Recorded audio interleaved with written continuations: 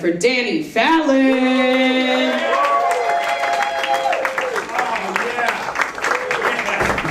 All right, good to be here, huh? Yeah, good to be alive, right? Yeah, I'm visiting from New York City. I live in Chinatown. Chinatown is a town called Chinatown because there are a lot of Chinese people there. Yeah, which is good. I used to live in Blacktown. Yeah, this is good. It's interesting, you know, like a bunch of people gathering to just listen to one person speak. I don't know if it's a good idea, but it is an ancient tradition. I was thinking about it yesterday. People have always done this throughout human history, you know, gathered to see one guy speak, you know, different types of things like Jesus, Sermon on the Mount, Hitler rallies, Backstreet Boys, which is kind of like the Hitler rally with better music. I don't know, I think you know, you don't really remember anything if it was okay. You know what I mean? Like, you only remember something if it was like really good or really bad. So, I'm gonna try to hit one of those marks here tonight. You know what I mean? And no one's ever been like, yeah, it was April 2nd, 1963. I had an average tuna melt at Tony's Cafe on the Upper East Side. I was in perfect health. No one had died for several years. So anyhow, I used to be addicted to heroin. Yeah. I used to live down here in South Florida. I used to live down here. Yeah, I actually moved to South Florida to get sober from hard drugs. Make that make sense. Yeah, Dan, you have a smack problem. Let's send you to Florida. Maybe you'll clean up there. Yeah, I went to rehab down here. You guys know this is the rehab capital? Yeah, I went to rehab 3 times just to make sure. And rehab is pretty crazy, man, because I actually started working in rehab. And my only qualification for working rehab was just the fact that I went to rehab 3 times. Which made me realize rehab is a bit of a pyramid scheme. If you think about it, you know? Because like I went to rehab, then I started working rehab, helping other people get sober, so one day, maybe they could work in a rehab too. That dynamic does not exist in other medical fields. You know? You're not leaving the psych ward for the 3rd time. And they're like, you know what? You're pretty crazy. You want to start working here? We could really use your mind. Get inside the enemies and go like undercover. Dude, this is how crazy South Florida is. At one point, I wasn't even out of rehab, and I was working at a different rehab. Yeah, I would ride my bicycle from my rehab where I slept to another rehab where I was in charge. That's insane. That'd be like if a guy was on work release and he was a corrections officer at a different prison. Insane, man. But I miss it, man. It's tough. I moved to New York City and to chase comedy and stuff, and I was trying to work in rehab up there, and they don't do anything about it up there. They're just like, yeah, roam the streets. It's a playground for junkies. Yeah, you can get high and smoke crack on the subway. That's fine. A little too close to home for some of you. I don't know. No, I was visiting my friend yesterday, and he was like, yeah, so much shit here the other day. I'm like, I live in New York City. So much shit in front of my house every day. I'm not fazed by human fecal matter anymore. No, but I was trying to find a job in rehab up in New York, but it wasn't working out, so I applied, because I like to give back. So I applied to work at a clubhouse for mentally impaired people, and it was great. I did great in the interview, and like I interviewed with the actual like patients that were there at the clubhouse. It was great. And then they didn't end up giving me the job because I don't have a college degree. Is that necessary? These people are retarded. Don't I just have to be less retarded than they are to supervise them? Yeah, all right, I guess I do. I guess I'll go back and get a 4-year college degree. Spectrum, yeah, I'm on it. Gay, anyone? Autistic, sexual spectrum, a lot of spectrums, you know? Spectrum cable. So, heroin, let's talk about heroin a little bit more. I was addicted to heroin, and heroin is expensive. You know, it's a tough, disease. You know, you got to do a lot of quick cash schemes. You know, like sometimes you can't find copper. Like my first sexual experience ever in life was actually getting blown by my boss from Subway, who was a man, for $70. You know how guys will play that game? Hey, would you ever suck a dick for $1 million? I'm really quiet during that game.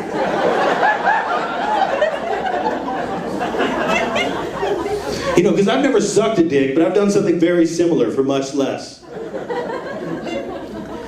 I'll be honest, it set me up for a very weird sexual life, having that be my first sexual experience, you know? Because now every time I get a blowjob in life, afterwards I'm like, that was great, you're great. Normally I charge $70, but for you I'm gonna do the family and friends discount. Oh, you're not gonna pay me? You're my girlfriend? Well, can you make me a sandwich at least? Because, you know, the last guy, he made me a sandwich.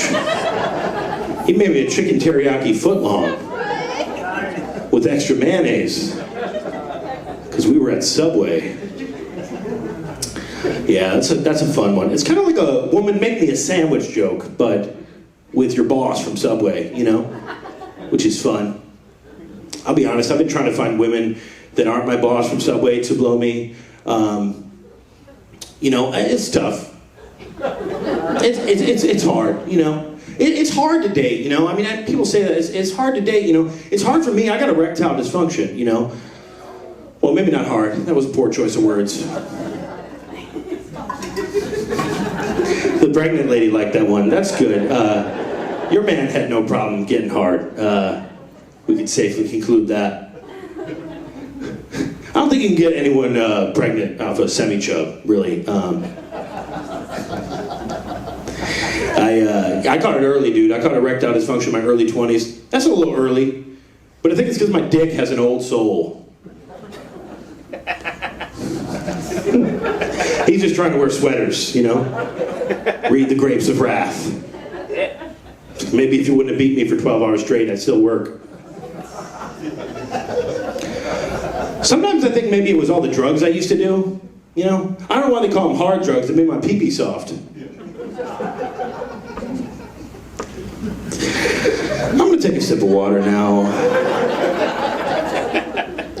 Done. Not gonna choke. Not gonna choke on my manager from Subway's cock, huh? No, he blew me. That's important. I always have to clarify. I'll tell people I've done homosexual things, but I'm like, but it was for money. I always have to bring up the fact that it was in exchange for cash, you know. All right, yeah.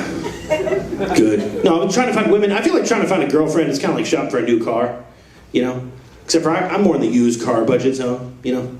Because I'll find one, I'll be like, oh man, look at this. Perfect exterior, great paint job. Then I check under the hood, I'm like, this car has a cock. Didn't realize this was a Trans Am. Call me old-fashioned, I don't want to be shifting around down there. You get it? Because it's the cock, yeah. My dad didn't teach me how to drive shift. I don't know what you want from me, you know? And I'm not saying it's not a car, it's just not the one I want to drive, you know? Yeah, it's good, man. It's good to be alive, right? I like life. I've been less suicidal recently, which is good, you know? Yeah, hell yeah. Mental health awareness. We're all aware you're mentally ill. You don't need to post about it on social media. No, people have been doing ketamine therapy. You guys heard about that? They're trying to be less suicidal that way. They're saying that if you inject ketamine you won't want to kill yourself, which I knew that shit back in 2012. And no one was applauding me for breaking scientific ground. They were just like, Dan, you're scaring grandma. Dan, you have a drug problem. You have to move to South Florida. I don't really understand the logic. All they're really saying is, hey, maybe if we send you ketamine in the mail and you get high as shit every single day of the month, you won't want to kill yourself. Everybody knows that. Also, if you ever done ketamine, it's kind of like you already did kill yourself. You can't speak, you can't move, you don't know your name.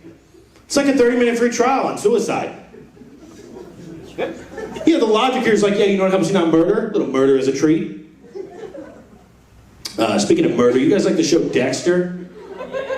Great show, right? I love that show. I'm working on a pilot. I want to do a remix. For those of you who don't know, Dexter is a show where there's a serial killer, but he channels all of his serial killing urges for good. He only kills other serial killers. I want to do a little bit of a remix where it's a rapist, but he only rapes other rapists. Yeah. And we call him Sexter. Could that be good? Would you guys like that? Yeah. It could be fun. Could be cute. Is weed legal down here yet? Everyone's smoking weed all the time in New York City. Just everyone's fucking stoned all the time. I don't like weed, man. Weed makes me paranoid. You know? I like other drugs. Other drugs will make you paranoid, but at least it's fun.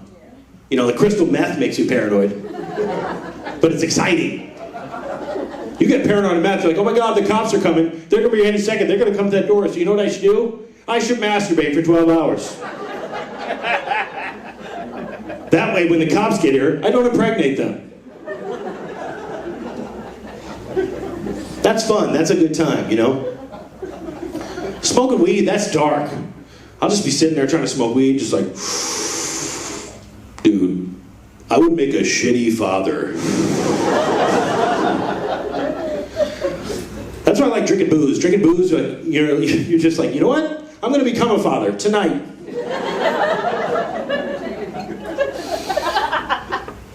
Yeah, hell yeah. Good. Laughs from women back there. That's good. Yep. Trying to become a father. Yep. Trying to cure my depression by starting a family. The boomers were right. Yep. I'm going to do it.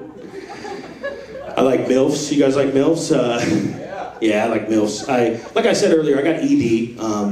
And that's kind of relevant to the story. I'm jumping around. You guys are getting so it's like a grab bag, you know? Pick and grab, different places, you know? Keep you on your toes, you know? So I like MILFs. For those of you who don't know, MILF is a mother I'd like to fuck. Yeah. It's also a very popular genre of pornography. And, yeah. But I worked in an office in South Florida once, and I worked with this MILF. She was like so hot, right? And I love hooking up with MILFs because MILFs, they'll say things to me that my mom never said to me growing up. Like, hey, nice cock, kid.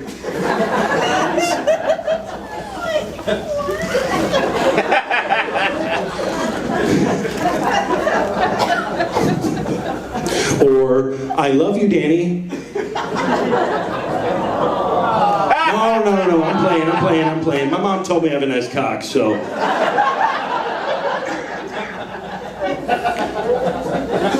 Switcheroo, baby. Peek behind the curtain. Okay. Yeah, so I had this MILF. I worked with this MILF, and she was so hot. And somehow, she invited me back to her house on the weekend. It was like a dream come true. It was unbelievable. And I'm an awkward guy. I don't know if you guys can tell that. I didn't know how to make a move.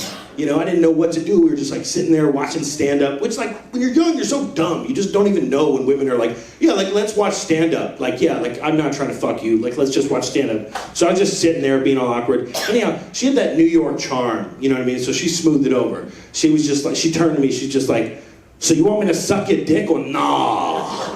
I was like, all right, Jadakiss, get after it, you know? But then it didn't work. My dick wouldn't get hard. I couldn't maintain an erection. What? You know how I'm terrified? You know how terrible that is? You know how, yeah, what? Yeah, I was thinking the same thing. Maybe I am gay. Maybe my friends are right, you know? You know how humiliating it is to have to walk past somebody on Monday who's had your flaccid penis in their mouth on Saturday? It's terrible. I was trying to talk about work stuff.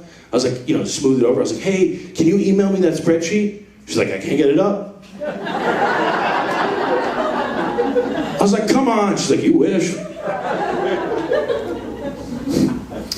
So we talked about moms, MILFs. Let's talk about dads. Who's got a dad, huh? Anyone got a bad relationship with their dad? Any women, perhaps? Single women?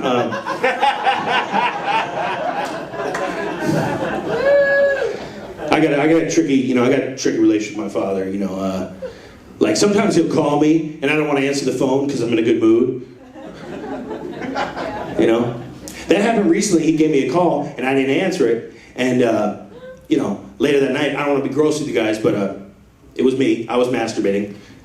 And when I was done, I saw my cum. And it made me sad. Because it made me sad to think, this cum could have grown up to someday not want to answer my phone call. But I robbed him of that, Well, that was mom, that was dad. We're doing good, I think that was good. I think it was a good set. I think, will we remember this? Or will this be like, I don't know, Stevie Wonder has a song, and it's called Living for the City, and then at the end of the song, he goes, he gets off the bus and he goes, New York City, just like I pictured. Stevie, you're blind. All right, you guys been a lot of fun. Thanks a lot. Keep it going for your host, Gabby Bond. She's the best, huh?